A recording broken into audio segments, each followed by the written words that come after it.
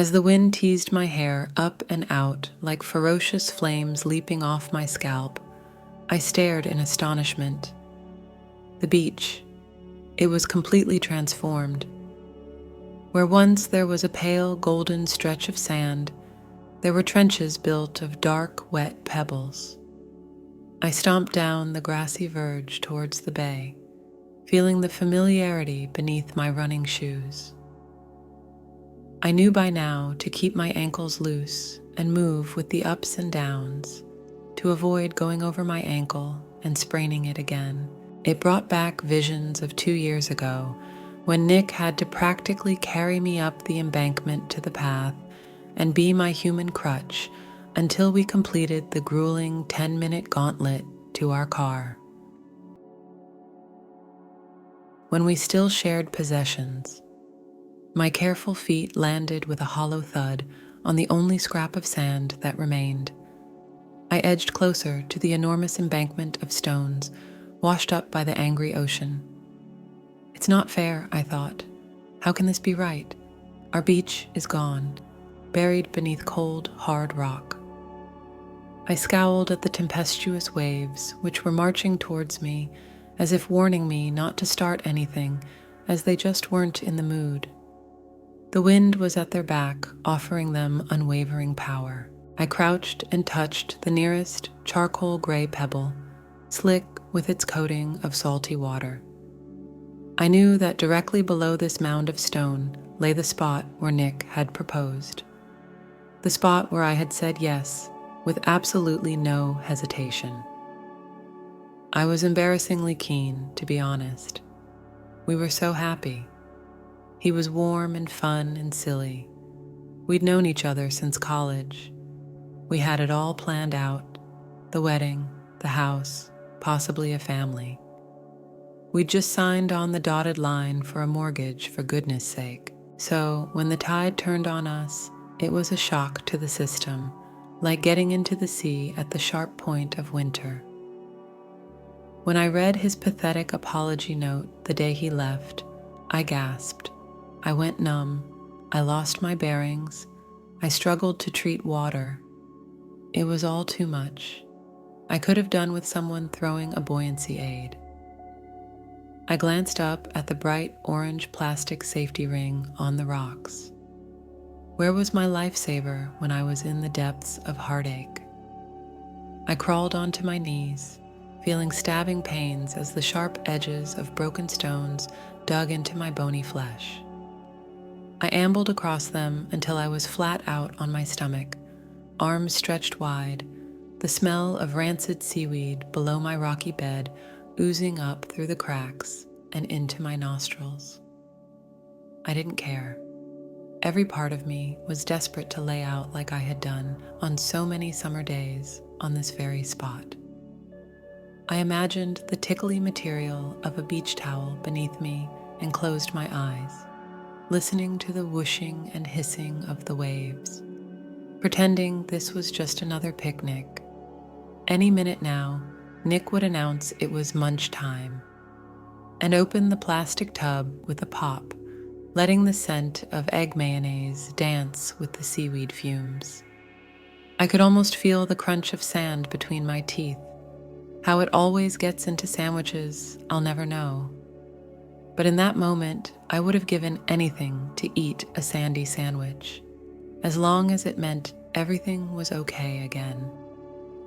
If Nick was back and these stones were still at the bottom of the ocean, instead of so perversely commandeering our beach, after a minute of pure discomfort on my front, I clumsily rolled over to sit up and stare out to the horizon.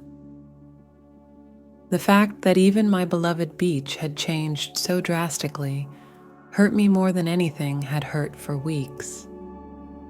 It was as if nature was sending me a huge sign that everything changes. There is no choice in this life but to adapt. The dark waves were taunting me. I climbed over the mound of pebbles and found my footing on a flat piece of hard sand, a faint glimmer of the beach I had always known. I couldn't tell if the tears streaming down my cheeks were because the wind was slapping me bitterly about the face, or if they were a symptom of my pain. Either way, they had every right to flow and fall as shy droplets into the salt water, which was now licking aggressively at my shoes. Something came over me, and I tugged off my trainers and threw them over the stones.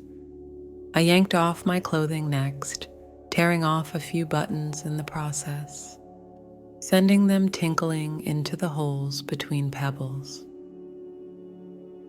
I laughed through tears as I watched my checked shirt fly on the breeze like a battle flag torn from its pole and land in a rock pool several meters away.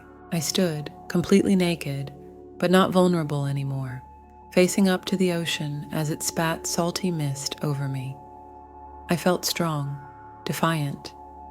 I no longer recognized my life. I no longer recognized this former sacred place of mine.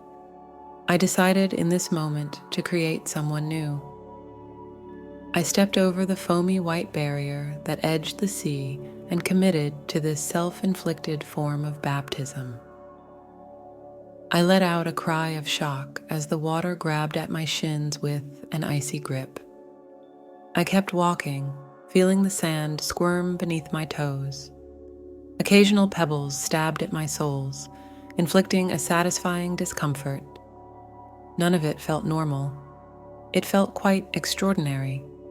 By the time I was chest deep, being pushed back and forth by the power of the waves, I was laughing and crying at the same time. I felt the shame wash off my tarnished being. Staring out to the far-off horizon, I was aware of my nothingness.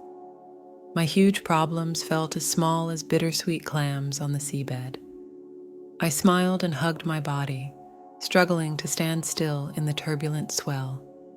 A huge wave rose up out of nowhere and, like a wrestler, slammed me down under the current. I emerged, frantic, gasping for air, suddenly frightened and alert. I turned towards the shore and tried to wade out to dry land, but the push of the outgoing wave was so powerful I couldn't move my legs. A fresh wave from behind knocked me onto my knees. Salt water thrust its way past my lips, causing me to choke. All I could see was white froth, with snatched glimpses of the rocky verge I longed to reach, like a desert island with the promise of safety. The snapshots of vision showed me images of what appeared to be a figure in dark clothing standing on the water's edge, waving desperately to get my attention. I thrust my hand up to signal I had seen them, but I was stuck. I attempted to get back on my feet, only to be shoved back down by yet another unsympathetic blast of water. A flash of bright orange flew through what I could see of the sky until a plastic ring smacked down on the water next to me. My safety ring. Somebody was throwing me a lifeline. I pounced on it with relief pouring out of me in the form of ugly wailing. The unknown person dragged me to the sand and threw a thick coat over my naked shoulders, shouting reassuring words over the throb of the tide and the taunting of the wind, which was picking up even more now. I muttered thank you over and over as they led me to a warm car beyond the grassy path. That night, I lay on my bed, thankful and new. The trauma of the sea had replaced my emotional turmoil. I was fresh, ready to begin again, ready to accept that everything changes, and so do I.